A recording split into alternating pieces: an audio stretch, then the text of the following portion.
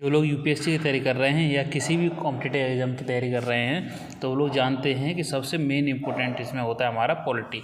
Polity एक ऐसा subject है जो कि बहुत ही मेजर रोल प्ले करता है स्कोरिंग में, और सबसे ज़्यादा क्वेश्चंस इसी से पूछे जाते हैं पॉलिटी से रिलेटेड। पॉलिटी में भी सबसे मेन होता है इसमें कॉन्स्टिट्यूशन। कॉन्स्टिट्यूशन से कोई भी ऐसा एग्ज़ाम नहीं है जिसमें सवाल ना आते हों, इसलिए कॉन्स्टिट्यूशन बहुत इंपॉर्टेंट है। चलो यूपीएससी की तैयारी कर रहे हैं उनके लिए कॉन्स्टिट्यूशन के अलावा इसमें कई और चीज़ें जुड़ जाती हैं, जैसे वेलफेयर स्कीम हो गई, गवर्नेंस हो गई, गवर्नमेंट पॉलिसीज़ हो गई, और काफ़ी चीज़ें पॉलिटी के अंडर ही आ जाती हैं। वो हम बाद में डिस्कस करेंगे। इस लेक्चर सीरीज़ में हम पहले कॉन्स्टिट्यूशन ख़त्म करेंगे, उसके बाद हम गवर्नेंस और रिलेटेड इश्यूज़ को हम देखेंगे। कॉन्स्टिट्यूशन होता क्या है? सब लोग बोलते हैं कॉन्स्टिट्यूशन हर एग्जाम में पूछा जाता है, संविधान। अब ये भला क्या है, इस बारे में थोड़ा जान लेते हैं, ठीक है। अब क्वेश्चन आता है कॉन्स्टिट्यूशन होता क्या है। सबसे पहले समझना पड़ेगा हमें कॉन्स्टिट्यूशन की ज़रूरत क्यों पड़ी और ये होता क्या है। तो किसी भी चीज़ को चलाने के लिए हमें चाहिए रूल्स, कि कोई भी चीज़ कैसे फंक्शन करेगी। एक प्रॉपर सेट ऑफ रूल्स चाहिए हमें, क्योंकि इतनी बड़ी कंट्री को रन करना है तो उसके लिए हमें कुछ बेसिक रूल बनाने पड़ेंगे, कुछ फंडामेंटल रूल बनाने पड़ेंगे कि ये काम ऐसे होगा या वो वाला काम वैसे होगा।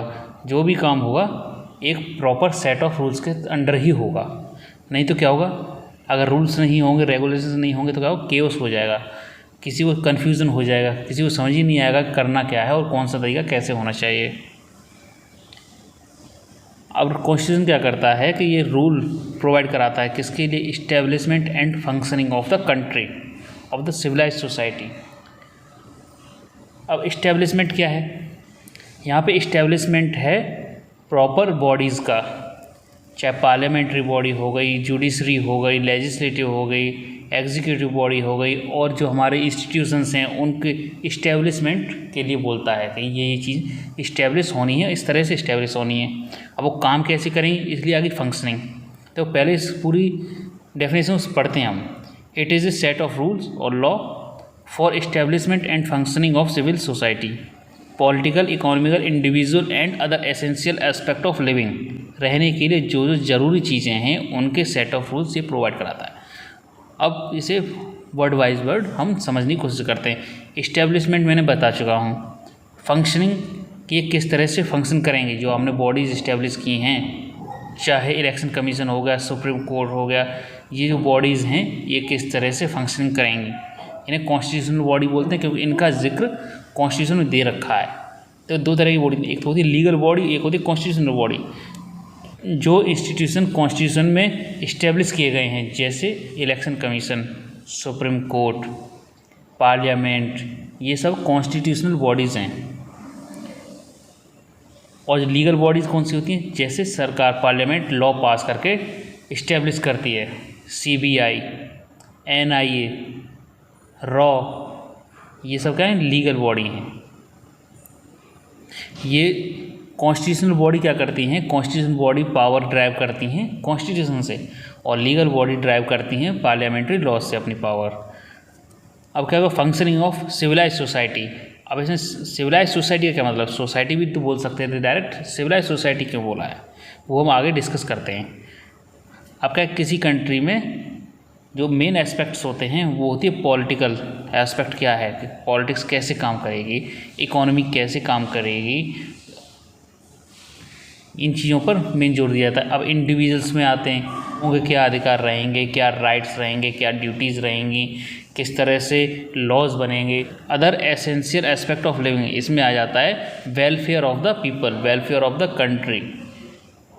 जो हमारी पॉलिसीज़ होंगी वो पीपल फ्रेंडली होनी चाहिए, for the development of the people होनी चाहिए, वेलफेयर फॉर द पीपल होनी चाहिए, इसलिए ये आ गई। आई होप आपका इस डेफिनेशन में कोई कन्फ्यूज़न नहीं होगा। अगर कोई भी कन्फ्यूज़न होता है तो आप मुझे कमेंट में पूछ सकते हैं, ठीक है। हमारा क्वेश्चन आता है what is society and how it form.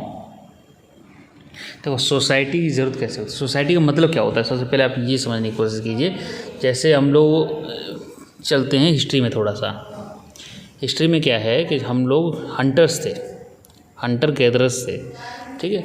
तो कुछ मान लो कोई जानवर इतना बड़ा आ गया जिसका हम हंटिंग नहीं कर पा रहे हैं, सपोज़ एक हाथी है, एक हाथी को एक इंसान नहीं मार सकता, लेकिन उसे मारना है क्योंकि खाना है उसे। अब हम क्या करेंगे, उस हाथी को मारने के लिए हम 2-4 और आदमियों को साथ में ले लेंगे, 2-4 और इंसानों को साथ में ले लेंगे और मिलकर उस हाथी को मारेंगे। अब हम क्या कर रहे हैं, पहले हम अकेले शिकार करते थे, लेकिन बड़े जानवर को मारने के लिए हमें ग्रुप में शिकार करना पड़ रहा है। जब हम ग्रुप में शिकार कर रहे हैं तो हमें प्रॉपर प्लानिंग करनी पड़ रही है। जब प्रॉपर प्लानिंग कर रहे हैं तो हम एक दूसरे पर ट्रस्ट भी कर रहे हैं, समझ रहे हो। प्लानिंग आ गया, ट्रस्ट आ गया, और क्योंकि हम प्लानिंग कर पा रहे हैं तो हमारे बीच में एक कॉमन लैंग्वेज भी है, तभी हम एक दूसरे से बात कर पा रहे हैं, अपने मैसेज दूसरे को कन्वे कर पा रहे हैं, तभी प्लानिंग कर पा रहे हैं। क्लियर है। अभी देखो इसमें क्या होता है, अगर हम एक दूसरे पर ट्रस्ट कर रहे हैं तो हम एक दूसरे से एक्सपेक्टेशंस भी रखेंगे, उम्मीदें भी रखेंगे। जहाँ पर उम्मीदें आ जाती हैं, जहाँ पर एक्सपेक्टेशंस आ जाते हैं, वहाँ पर इमोशनल अटैचमेंट भी शुरू हो जाता है। इमोशनल अटैचमेंट क्या करता है, हमारे ग्रुप को एक आइडेंटिटी प्रोवाइड करा देता है कि हाँ ये मेरा भाई है, ये है, ये वो है, एक रिलेशन बना देता है। तो अब हम अपने ग्रुप को एक आइडेंटिटी बना लेते हैं, एक आइडेंटिटी देता है कि हम उस ग्रुप के सदस्य हैं। एक इंडिविजुअल को क्या कर रहा है ग्रुप, एक आइडेंटिटी दे रहा है कि हम उस ग्रुप के सदस्य हैं। अब वो ग्रुप क्या हो गया, हमारे लिए एक सोसाइटी हो गया। देखो सिविलाइजेशन और सिविलाइज में वो काफ़ी अंतर होता है। सिविलाइजेशन एक लार्जर ग्रुप हो गया और सिविलाइज के काफ़ी अलग एस्पेक्ट्स हैं, उसमें लॉज हैं और मोरल वैल्यूज़ आ जाती हैं, ये चीज़ें सिविलाइज होने में आ जाती हैं। अब देखो क्या हो गया, अब बड़ा सा ग्रुप फॉर्म हो गया, सिविलाइजेशन हो गई। अब इतने बड़े ग्रुप को लीड करने के लिए हमें एक अपने लीडर की ज़रूरत पड़ेगी। देखो ग्रुप बनने के बाद हमें उसके लीडर की ज़रूरत पड़ती है। लीडर हम उस व्यक्ति को बनाते हैं जिस पर हम सबसे ज़्यादा ट्रस्ट करते हैं और ये मान के चलते हैं कि ये हमसे बेहतर डिसीजन ले सकता है, हमारे लिए अच्छे डिसीजन ले सकता है। ऐसे व्यक्ति को हम अपना लीडर चुनते हैं। जब ग्रुप बड़ा होने लगता है तो एक किंगडम की शेप लेने लगता है, एक राज्य की शेप लेने लगता है, और उस राज्य के लीडर को हम कहते हैं किंग। क्योंकि अब इतना बड़ा राज्य हो चुका है जिसे एक बंदा कवर नहीं कर सकता, एक इंसान उसे नहीं चला सकता, उसे मदद की ज़रूरत पड़ेगी।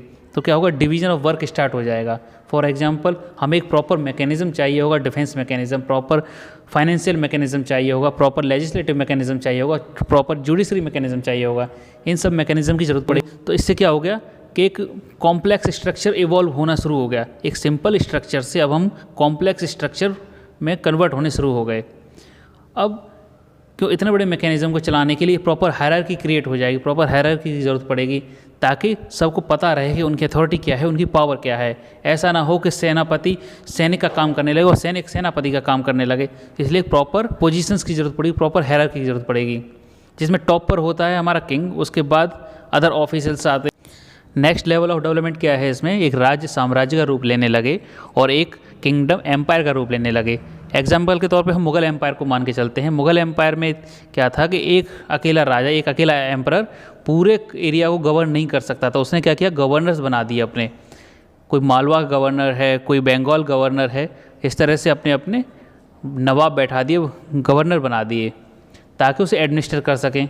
अब क्या हो गया, अगर एम्परर ने कोई लॉ पास किया है तो गवर्नर तक पहुँचते पहुँचते, एक लास्ट सिपाही तक पहुँचते पहुँचते वो लॉ क्या हो जाएगा, चेंज हो जाएगा, अगर उसने वर्बली पास किया है तो।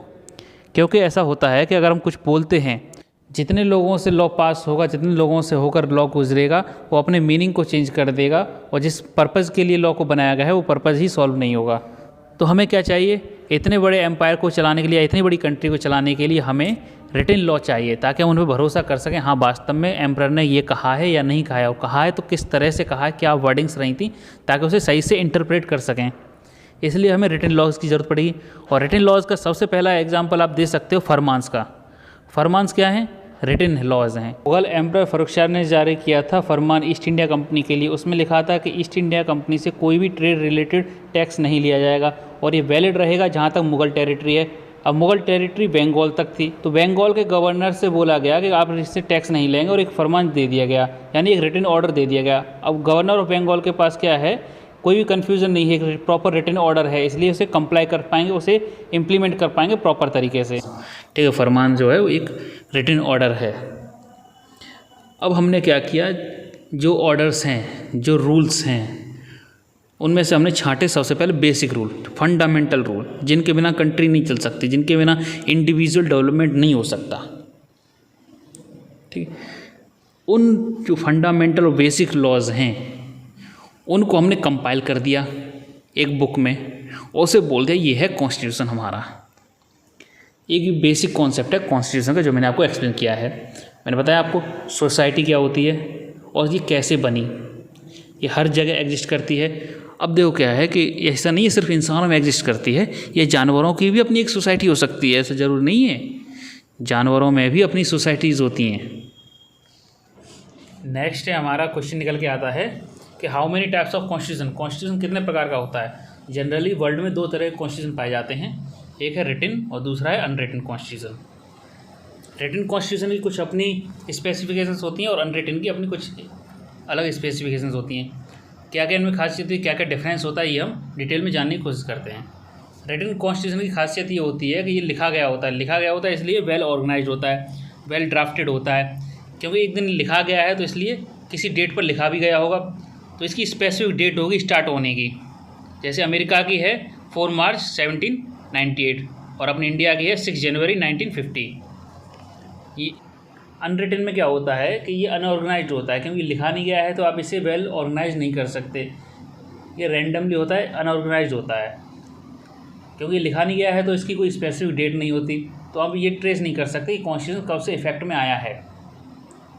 इसलिए कोई भी इम्प्लीमेंटेशन डेट नहीं होती कॉन्स्टिट्यूशन की इसकी।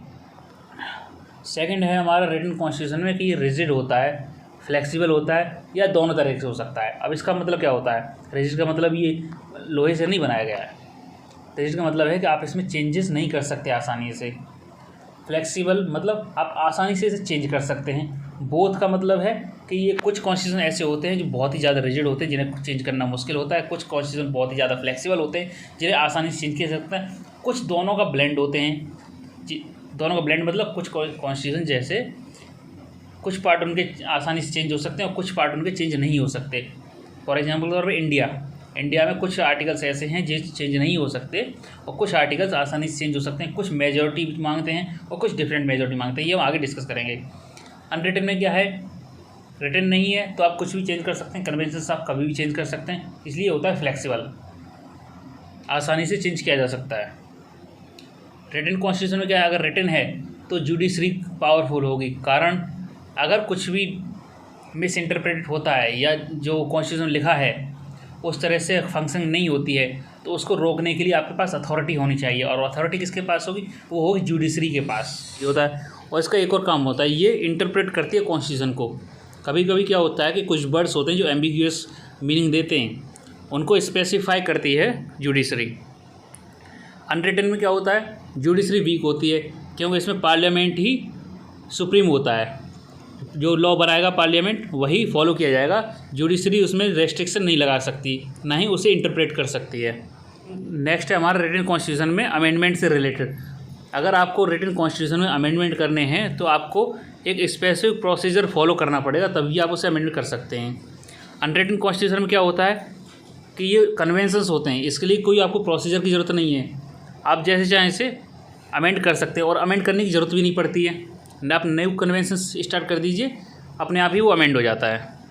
नेक्स्ट है हमारा रिटन कॉन्स्टिट्यूशन में representation of the peoples related. अब कॉन्स्टिट्यूशन क्या है, ये लिखा गया है, लिखा किसके द्वारा गया है, जनरली जो सिलेक्टेड पीपल होते हैं, इलेक्टेड पीपल होते हैं, उनके द्वारा लिखा जाता है। जैसे हमारे इंडिया में ले लें, जो कॉन्स्टिट्यूंट असेंबली के जो मेंबर्स थे वो मोस्टली इलेक्टेड थे, क्योंकि इलेक्टेड थे, पीपल्स ने इन्हें सेलेक्ट किया हुआ था, तो ये क्या कर रहे थे, पीपल्स के फेथ और एस्पिरेशंस को कैरी कर रहे थे। इसलिए जब कॉन्स्टिट्यूशन ये लिखा गया, कोई भी रिटन कॉन्स्टिट्यूशन लिखा जाता है तो क्या रिप्रेजेंट करता है, पीपल्स के फेथ और एस्पिरेशंस को कैरी करता है, उसे रिप्रेजेंट करता है। अनरिटन कॉन्स्टिट्यूशन में क्या होता है कि ये कॉन्स्टिट्यूशन इम्पोज किया जाता है मोनार्की या पार्लियामेंट के द्वारा, तो इसलिए ये पीपल्स के फेथ और एस्पिरेशंस को कैरी नहीं करता है, यानी ये रिप्रेजेंटेशन ऑफ द पीपल को शो नहीं करता है। नेक्स्ट है हमारा रिटन कॉन्स्टिट्यूशन में, अगर ये पीपल्स के फेथ और एस्पिरेशन को कैरी कर रहा है तो ये क्या हो जाएगा, ये फंडामेंटल हो जाएगा, फंडामेंटल फॉर द कंट्री। तो ये इसलिए कहते हैं इसे fundamental law of the land. और जो भी लॉ बनेंगे इससे रिलेटेड इस कंट्री में, वो सब इस कॉन्स्टिट्यूशन से ड्राइव होंगे। तो क्या होगा, कॉन्स्टिट्यूशन हमारा सुप्रीम लॉ हो गया।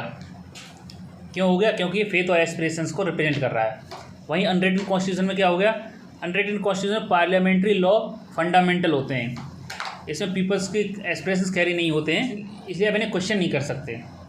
नेक्स्ट है हमारा रिटन कॉन्स्टिट्यूशन में, कॉन्स्टिट्यूशन हमारा फंडामेंटल लॉ ऑफ लैंड है, यानी जो भी लॉ बनेंगे कंट्री में वो इसी से ड्राइव होंगे। तो यहाँ पर क्या काम कर रहा है कॉन्स्टिट्यूशन एज ए टूल काम कर रहा है वैलिडेट करने के लिए जो भी लॉ बनेंगे के लिए, साथ ही साथ जो लॉ बन रहे हैं उनकी लीगैलिटी चेक कर रहा है कि क्या ये लीगल हैं या नहीं है।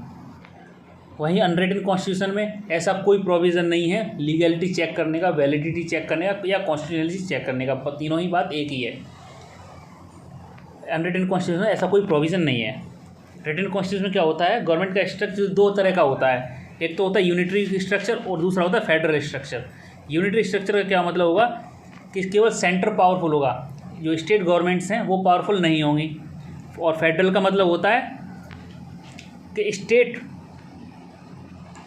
फेडरल का क्या मतलब होता है कि सेंटर के साथ साथ स्टेट भी इक्वल रोल प्ले करेंगी। तो ये हो गया सेंटर और स्टेट।